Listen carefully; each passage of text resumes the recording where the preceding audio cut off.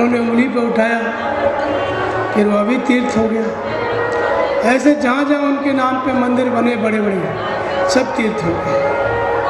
ऐसे ही सेतुबंध रामेश्वरम, भगवान राम ने रामेश्वरम की स्थापना की, शिवलिंग की, उस समय से वो तीर्थ है। तो कहने का अर्थ यह है कि एक महापुरुष, तत्वदर्शी महापुरुष तीर्थ को निर्मित करते हैं, तीर्थ को जन्म देते हैं। लेकिन कोई भी तीर्थ किसी परमहंस को, किसी महापुरुष को जन्म नहीं देता है। तो हमारे देश में ये सब तीर्थ हैं। हनुमान जी के मंदिर भी कहीं कहीं तीर्थ हैं। तो हनुमान जी क्या किए?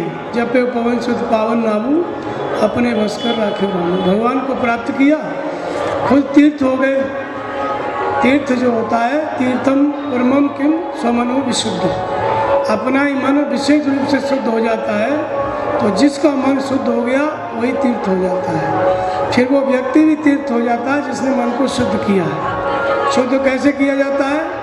नाम अखिल अगपूग नसावन और तीर्थ अमित कोट सम पावन। एक तीर्थ के समान नहीं, करोड़ों तीर्थों के समान पवित्र करने वाला क्या है?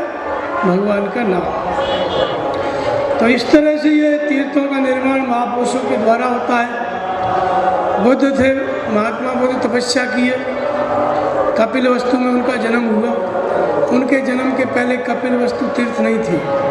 उनके महापरिनिर्वाण के बाद आज कपिलवस्तु तीर्थ है। बुद्ध गया में भगवान की प्राप्ति किए, ज्ञान प्राप्त हुआ। उसके पहले बुद्ध गया तीर्थ नहीं थी, बाद में बुद्ध गया तीर्थ हुआ। भगवान महावीर का कुंडलपुर वैशाली, उनकी तपस्थली, वो भी तीर्थ। राजगीर, वो भी तीर्थ। कहने का अर्थ ये है कि जितने महापुरुष हुए इस देश में, जो प्रमुख महापुरुष हुए सर्वोपरि, उनके नाम पे तीर्थ है।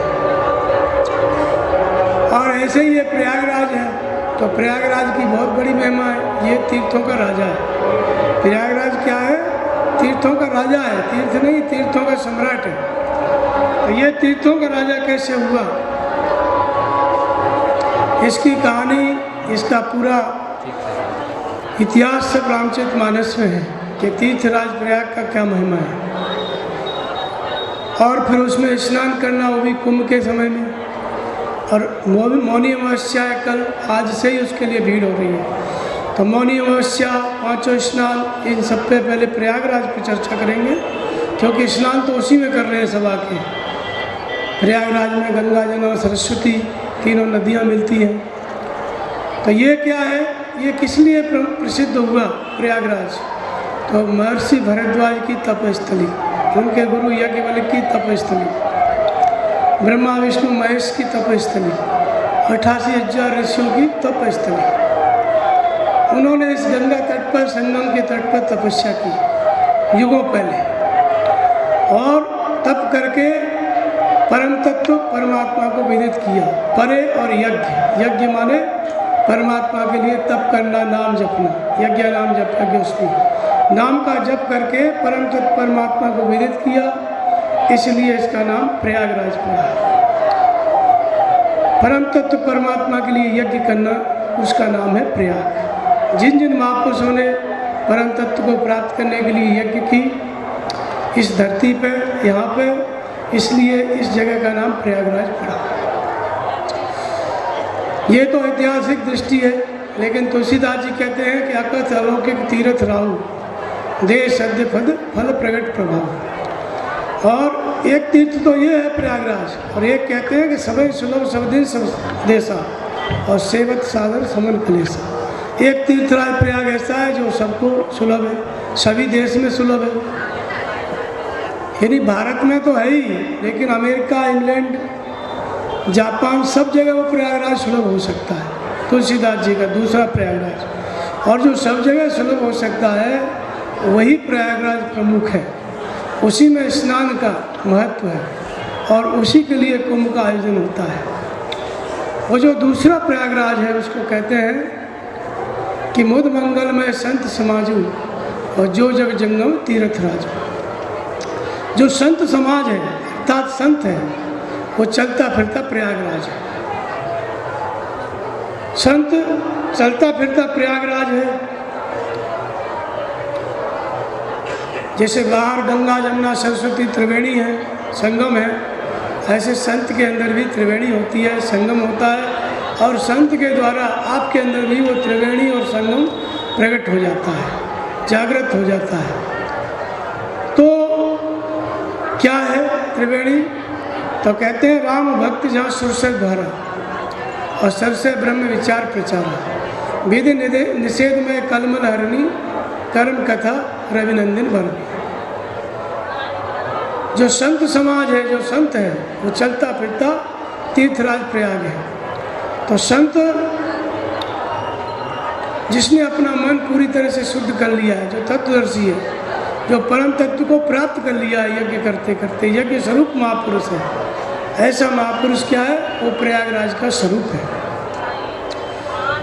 उसके पास हम जाएंगे तो क्या मिलेगा? तो राम भक्त जहाँ सुरसर धारा, गंगा जी की धारा क्या है? राम की भक्ति। राम कहाँ रहते हैं?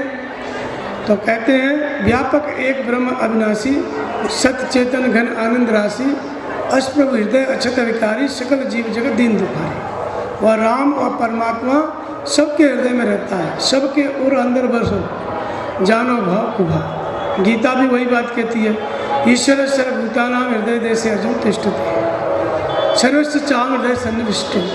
कबीर भी वही बात कहते हैं, सब घट मेरा साईं है। तो जो राम है, परमात्मा है, जिसकी भक्ति हमें मिलती है गंगा जी के प्रवाह के रूप में, वो कहाँ रहता है? सबके हृदय में रहता है। लेकिन सबके हृदय में तो रहता है। इस प्रयागराज में हम इसलिए आते हैं कुंभ में, और हर साल माघ मेला लगता है उसमें भी इसलिए आया करते हैं कि वो तीर्थ स्वरूप महात्मा हमको मिल जाए, हमें उनके दर्शन हो जाए, तो ये त्रिवेणी हमारे अंदर आ जाए। ये जो बाहर त्रिवेणी है जहाँ पे हम स्नान करने आए हैं, कुंभ मनाने आए हैं, यही त्रिवेणी हमारे भीतर आ जाए, ऐसे महापुरुष हमको मिल जाए। तो जिन महापुरुष के अंदर त्रिवेणी बह रही है, जिन्होंने स्वयं जो है तीर्थ स्वरूप हो गए हैं, प्रयागराज के रूप हो गए, तीर्थों के सम्राट हो गए, ऐसे महापुरुष इस करोड़ों की भीड़ में मिल गए और हमारी श्रद्धा स्थिर हो गई, तो फिर ये संगम हमारे अंदर भी हो जाएगा। क्योंकि वो संत, वो तत्वदर्शी सद्गुरु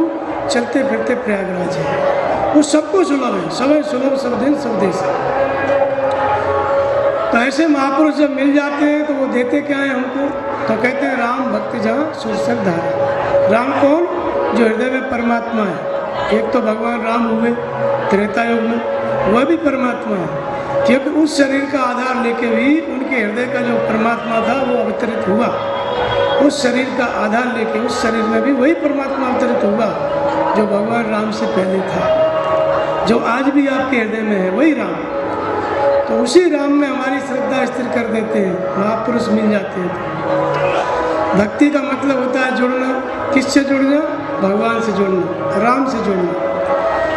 तो हृदय में हमारी श्रद्धा स्थिर हो गई, हमने एक परमात्मा में अपनी श्रद्धा स्थिर कर ली, तो बाहर जितनी जगह हमारी श्रद्धा बिखरी हुई थी, देवी देवता भूत प्रेत तमाम जगह, उन सब जगह से वो महापुरुष, उनकी प्रेरणा से श्रद्धा हमारे हृदय स्थित राम में स्थिर हो जाती है। यहाँ से राम की भक्ति की जो गंगा है वो शुरू हो जाती है। लेकिन भक्ति ये इतनी नहीं होती है, जब श्रद्धा स्थिर हो गई तो वो राम, वो परमात्मा प्रकट भी होता है। कैसे प्रकट होता है?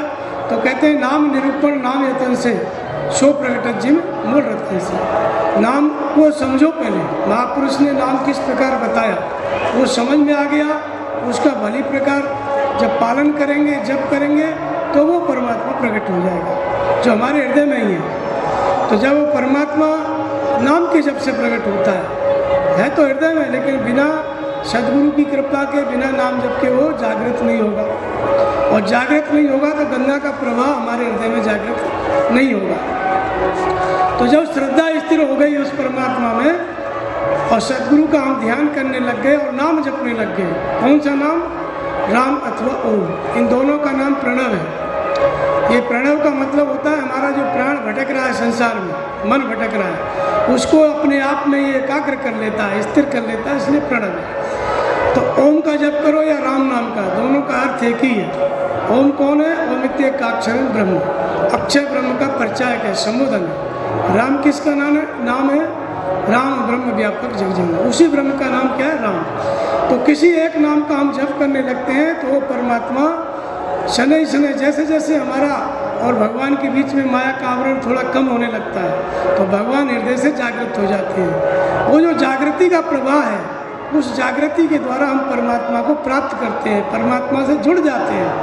भगवान का मार्गदर्शन, जब भगवान को कैसे जाना जाता है? ईश्वरीय मार्गदर्शन में चल के ही हम ईश्वर को जान सकते हैं। राम मार्गदर्शन करें तभी हम राम से जुड़ सकते हैं, राम को जान सकते हैं। तो ईश्वरीय मार्गदर्शन, हृदय से भगवान जागृत हो गए तो इसको कहा गया ज्ञान का प्रवाह, इसी को कहा गया ज्ञान रूपी गंगा, और इसी को कहा गया राम भक्ति जहाँ सुरसर धारा।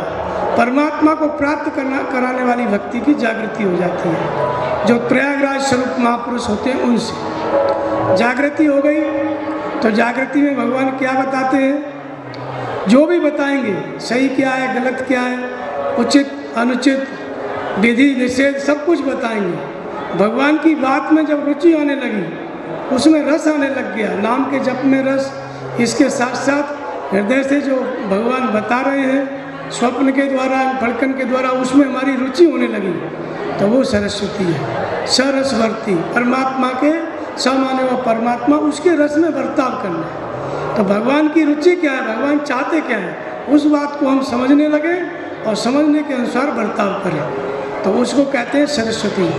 तो भगवान की जागृति, ज्ञान की जागृति क्या है? गंगा। भक्ति की जागृति क्या है? गंगा। और जागृति के साथ साथ भगवान की बात में रुचि लेना क्या है? रस लेना क्या है? सरस्वती। और रस ले रहे हैं, भगवान बता रहे हैं, हम समझ रहे हैं तो कुछ करने के लिए बता रहे हैं ना। तो विधि निषेधमय कलमल हरणी, कर्म कथा रवि नंदन भरणी। क्या करना है, क्या नहीं करना है, क्या विधि है, क्या निषेध है। जिसके हृदय में जागृति हो जाती है, भगवान 24 घंटे उसको निर्देशन देते हैं, ये तुम्हें करना है, ये नहीं करना है। जब समझ में आने लगता है तो साधक पालन करता है। तो इसको कहते हैं यमुना कर्म कथा, अर्थात जो गीतोक्त कर्म है, नाम का जप है, ध्यान है, वो करना है और उसके अलावा क्या नहीं करना है, उस बात को भगवान बताते हैं। तो भजन करना है, दूसरी चीज़ नहीं करना है। इन बातों को भगवान बताने लगे, हम समझने लगे। इस तरह से ये तीनों नदियाँ हमारे हृदय में, इनका संगम हो जाता है। लेकिन किसके द्वारा? जिसके अंदर ये संगम हो चुका है। ऐसा महापुरुष जो प्रयागराज का स्वरूप है, जो चलता फिरता प्रयागराज है, उनके दर्शन हो जाए तब